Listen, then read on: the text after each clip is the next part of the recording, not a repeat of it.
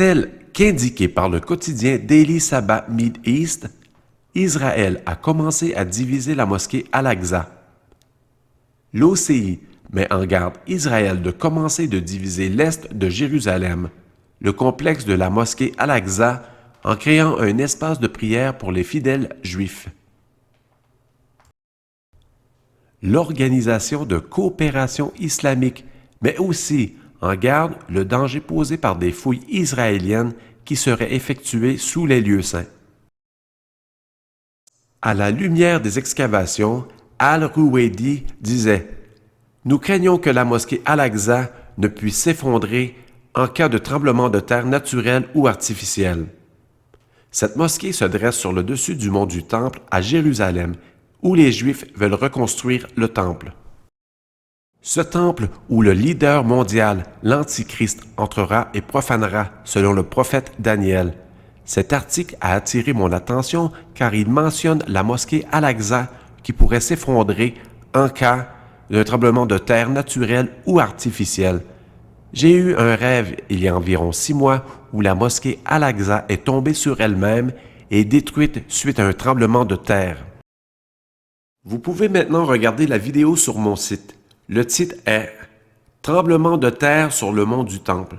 Reconstruction du troisième temple. » Maintenant, si un effondrement devait survenir, il pourrait aider les Juifs à ouvrir une voie dans leur rêve de reconstruction du temple à cet endroit.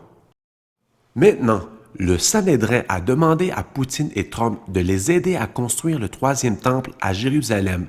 Et si Trump déplace son ambassade américaine de Tel Aviv à Jérusalem, comme prévu, cet acte pourrait aussi par inadvertance préparer le chemin pour la construction du troisième temple.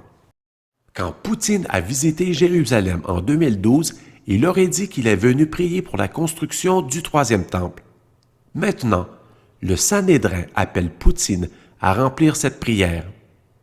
Le porte-parole du Sanhédrin, le rabbin Weiss, dit « Les dirigeants de la Russie et des États-Unis peuvent conduire les nations du monde dans la paix globale, à la réalisation de la construction du temple, source de paix. » Écoutez, ceci est important. Selon la Bible, l'Antichrist fera un traité de paix. On peut lire dans Daniel 9, 27. Il est aussi mentionné que la destruction viendra soudainement sur ceux qui ont annoncé la paix et la sécurité dans les temps de la fin. 1 Thessaloniciens 5, 3.